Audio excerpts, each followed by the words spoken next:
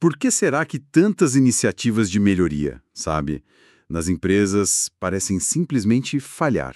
Uhum. A gente vê a compra de um software novo, uma reestruturação de equipe e, meses depois, nada muda de verdade. Ou piora, né? Ou piora, exato. Nossa análise de hoje mergulha justamente nisso, na disciplina que deveria vir antes de qualquer ação, o diagnóstico operacional. Sim. A missão aqui é entender como parar de aplicar soluções que não funcionam e começar a fazer as perguntas certas. E esse é o ponto. É o impulso mais natural e, ao mesmo tempo, mais perigoso na gestão, o que chamam de viés da ação. O viés da ação. Isso. Quando a pressão aumenta, a primeira reação é: precisamos fazer alguma coisa, agora. Sim, contratar, comprar, mudar. Exato. Mas isso é como um médico que, ao ouvir um paciente com dor de cabeça, imediatamente prescreve uma cirurgia cerebral, sem pedir um único exame. Nossa, que analogia. A aposta é adotar essa mentalidade do médico. Investigar a fundo antes de prescrever qualquer tratamento. Ok, vamos investigar isso então. O ponto de partida parece ser uma mudança de postura. Sair do campo da opinião, do famoso eu acho que, Uhum. e entrar no campo do método, dos fatos. Vamos explorar como diferenciar sintomas de causas, como mapear o fluxo real do trabalho e encontrar os problemas escondidos, os verdadeiros vilões da performance.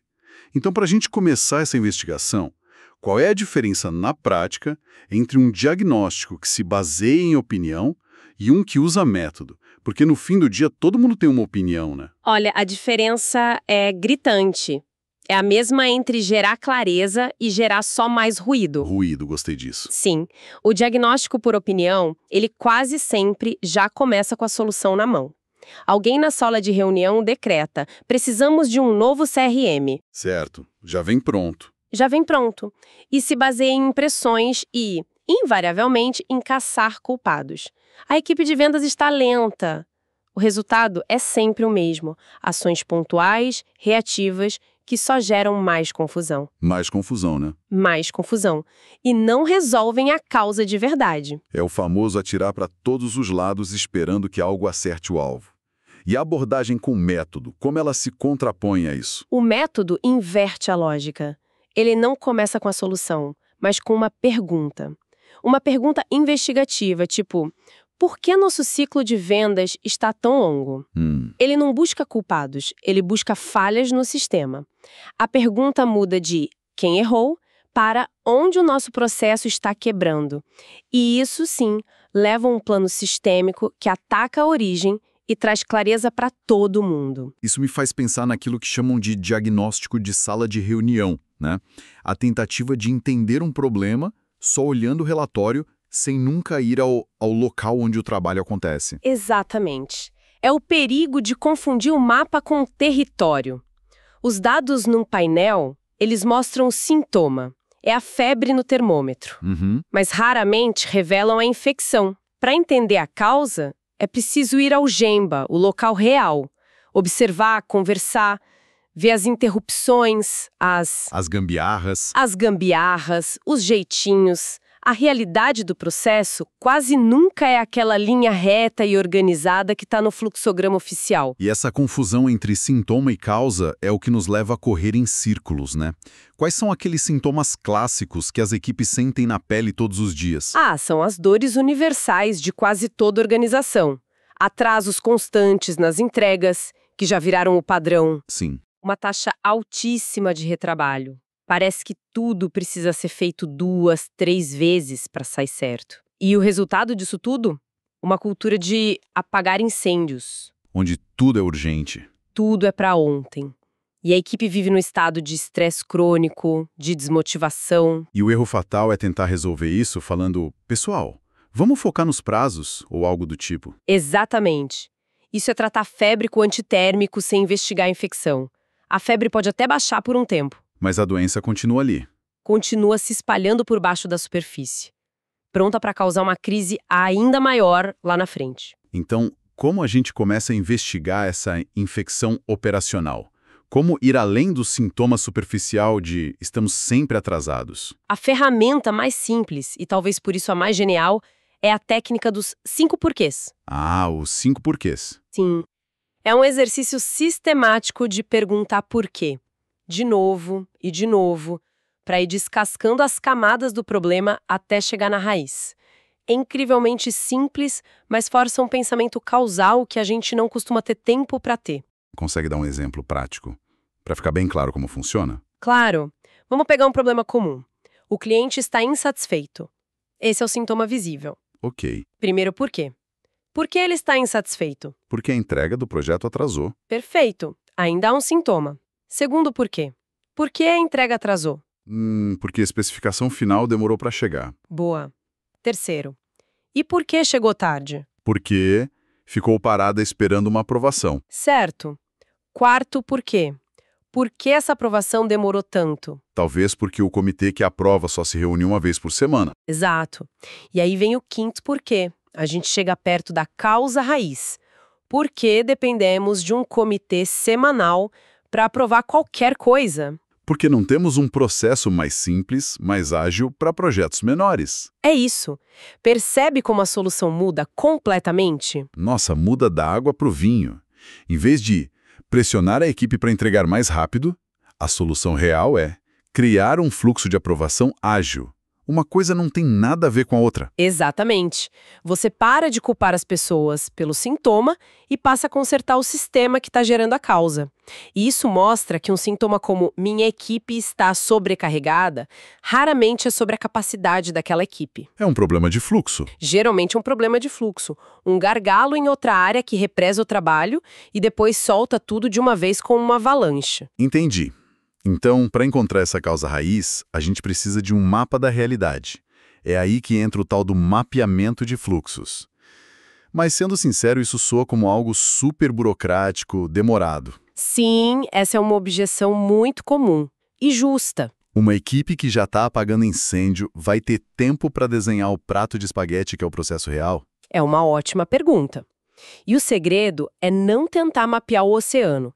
O objetivo não é criar um documento formal perfeito.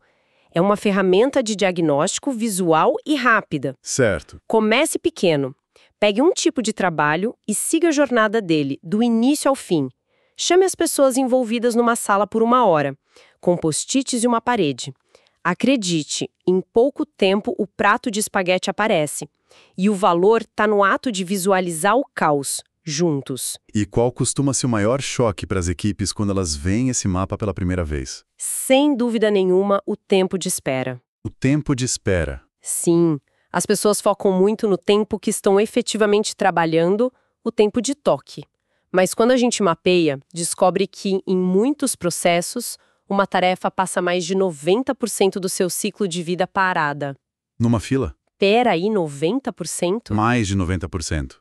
Esperando por alguém, por uma aprovação, por uma informação. A maior parte do atraso não está no trabalho, está na espera entre as etapas do trabalho. Isso é muito contraintuitivo. Quer dizer que o problema não é a equipe ser lenta para executar, mas o sistema que a força a esperar o tempo todo. E onde essa espera costuma ser pior?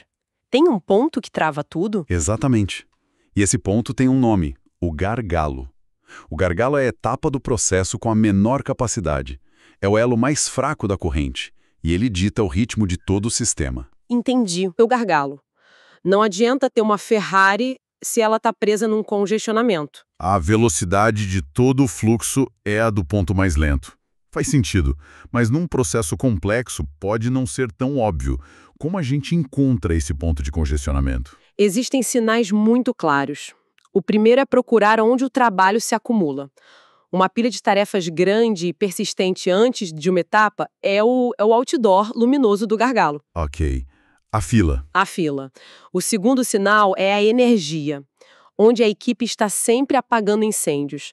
Aquele time ou pessoa que está sempre sobrecarregada provavelmente é o gargalo. E, por fim, a dependência de especialistas. Se tudo precisa da bênção de uma única pessoa, Essa pessoa é o gargalo. ela é o gargalo.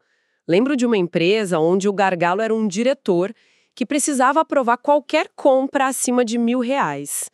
Projetos inteiros parados por semanas esperando uma assinatura para comprar um software de R$1.200. Inacreditável. Um gargalo puramente burocrático que ninguém nunca tinha parado para questionar. Uau! Além dos gargalos que são mais visíveis, que outras forças mais silenciosas, quase invisíveis, podem estar destruindo a performance? Existem 3 inimigos ocultos principais.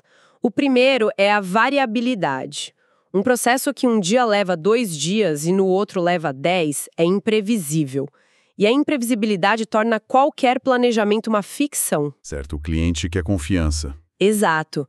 O segundo é o retrabalho, que é basicamente uma fábrica fantasma dentro da operação. Fábrica fantasma. Sim.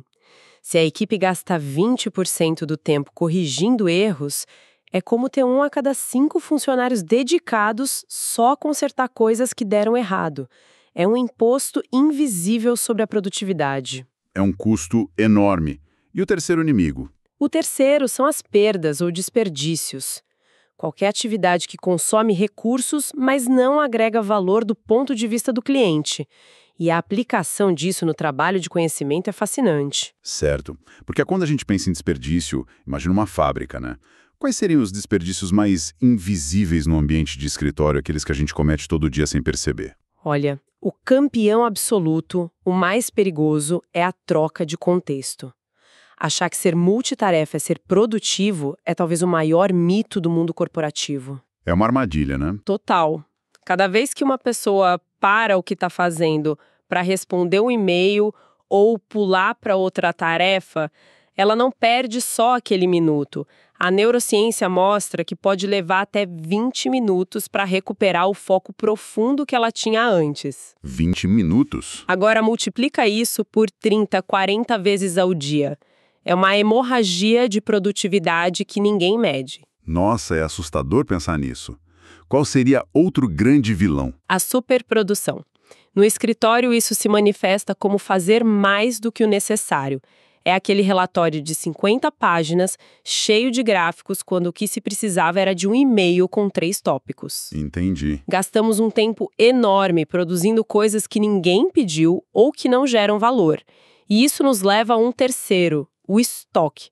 No nosso mundo, estoque é o excesso de trabalho em progresso. Projetos iniciados, mas não finalizados. Exato. Cada tarefa aberta é capital intelectual empatado, gerando complexidade, dividindo a atenção, o que, por sua vez, alimenta a troca de contexto. É um ciclo vicioso. Então, depois de toda essa investigação, o que fica? A mensagem, para mim, é que performance não é sobre esforço, sobre pedir para as pessoas trabalharem mais e mais rápido. Não mesmo. É uma questão de clareza, de enxergar o sistema. Precisamente. O diagnóstico permite parar de agir como um bombeiro, correndo de um incêndio para o outro, e começar a atuar como um arquiteto operacional, alguém que projeta um sistema de trabalho mais inteligente, mais resiliente. Gosto dessa imagem. O arquiteto, não o bombeiro. A excelência não nasce do esforço heróico, mas de um sistema bem desenhado. É uma mudança de mentalidade profunda, né? Deixar de ser vítima das circunstâncias para se tornar quem desenha o fluxo de trabalho. Exatamente. O caminho para a excelência começa com uma decisão muito simples: a de parar de adivinhar e ter a coragem de começar a diagnosticar. É confrontar a realidade como ela é para poder transformá-la. E isso nos deixa com uma reflexão final, então. Sim. Pensemos naquele problema mais crônico, mais frustrante da equipe ou da organização nesse momento. Aquela dor de cabeça que parece nunca ir embora. Antes de sequer pensar em uma solução, em contratar alguém, em comprar uma ferramenta, qual seria a primeira pergunta, o primeiro porquê que poderia ser feito para começar a descascar a primeira camada desse problema? A resposta a essa simples pergunta pode ser o início de uma verdadeira transformação.